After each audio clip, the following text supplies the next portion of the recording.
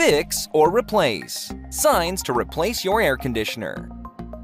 With summer highs in the 90s, it's a must to have a working air conditioner in Texas. If you notice any of these warning signs, it may be time to replace your AC immediately. Your utility bills are skyrocketing. Your AC is needing frequent repairs. You can't seem to keep your home at the temperature you set it to. Your AC won't turn on at all. Or your AC is more than 10 years old.